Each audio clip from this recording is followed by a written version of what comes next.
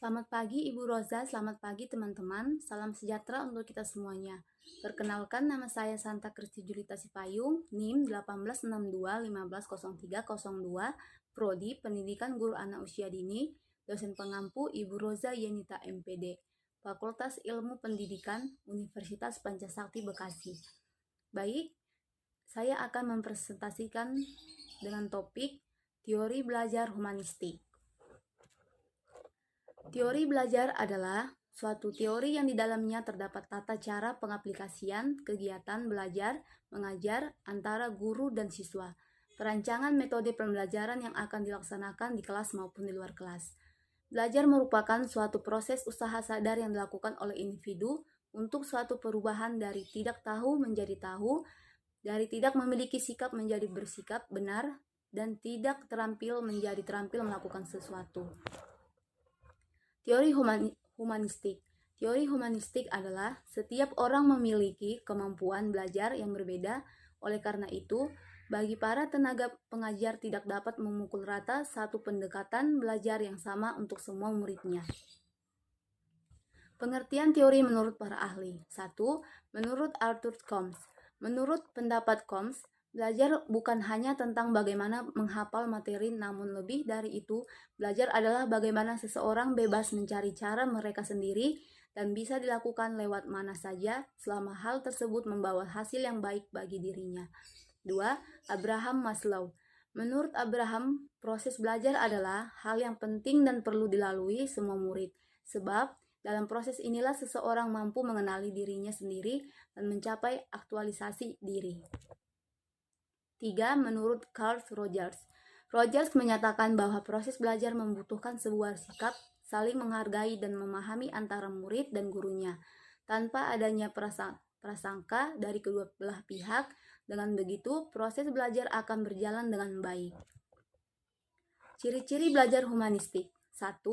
Lebih memfokuskan pada proses belajar itu sendiri. Seseorang akan menjadi yang lebih bisa mengeksplorasi diri. Fokus belajar ada dalam prosesnya saat seseorang menjalankan pendekatan belajar. 2. Adanya peranan aspek kognitif dan aspek efektif. 3. Mementingkan pemahaman dan juga pengetahuan dalam proses belajar. 4. Mementingkan sikap dan perilaku diri ketika menjalankan proses belajar. 5. Tidak seorang pun mampu mengatur atau mendikte proses belajar yang benar pada setiap individu. Tujuan teori belajar humanistik. Tujuan belajar teori humanistik yakni bertujuan menjadi seorang yang lebih manusiawi dengan harapan agar bisa menjadi lebih peka terhadap lingkungan sekitar, mampu memahami diri sendiri untuk mampu meraih aktualisasi diri.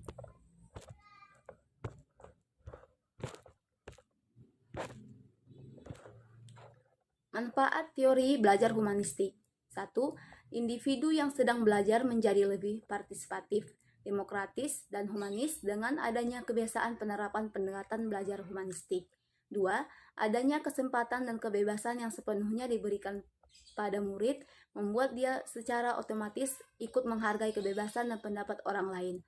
3. Pendekatan belajar humanistik juga memicu murid lebih semangat dan meningkatkan minat belajar mereka, sebab mereka melakukannya dengan senang hati sesuai kemauan sendiri. Kelebihan dan kekurangan teori belajar humanistik. Kelebihannya, 1. Meningkatkan minat belajar individu. 2. Membantu membentuk kepribadian, perubahan sikap ke arah yang positif dan hati nurani. 3. Membentuk pola pikir yang cerdas dan luas, serta sikap yang baik. 4. Mampu menghadirkan sebuah pengalaman yang baru dan menarik pada setiap individu. Kekurangannya, 1. Teori humanistik ini dapat memunculkan perilaku individualis. 2. Tenaga pengajar sebagai fasilitator menjadi minim peranan. 3. Pendekatan belajar humanistik ini tidak dapat digunakan untuk metode pembelajaran praktis. 4. Akan munculnya perbedaan yang signifikan terhadap murid satu dengan yang lainnya sehingga timbul kesenjangan.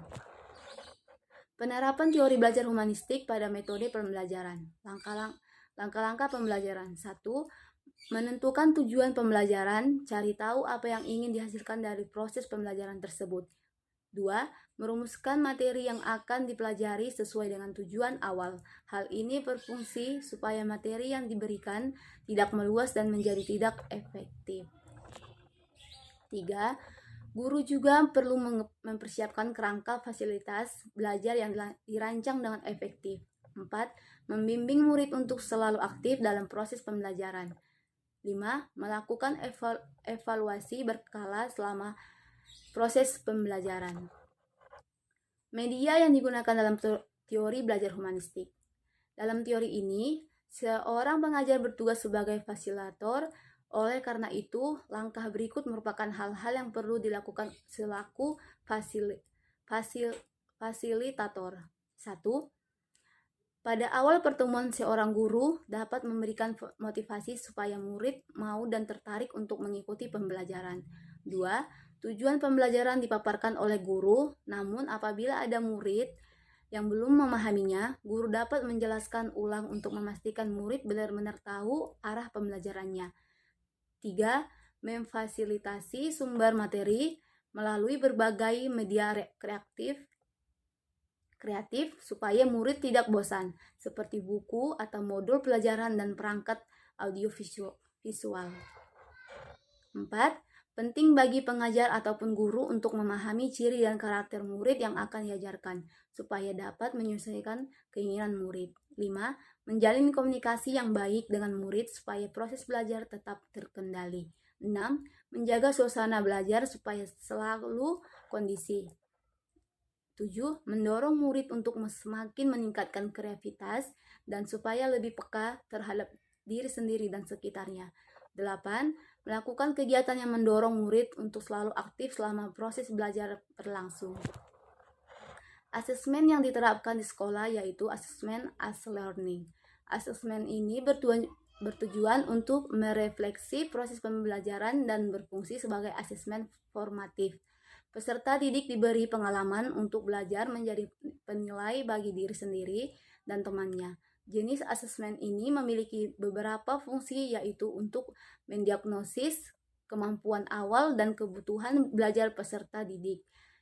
Sebagai umpan balik, memperbaiki proses pembelajaran dan strategi pembelajaran, mendiagnosis daya serap materi, dan memacu perubahan suasana kelas. Cukup sekian presentasi saya pada pagi hari ini. Jika ada tutur kata yang salah, mohon dimaafkan. Sekian dan terima kasih.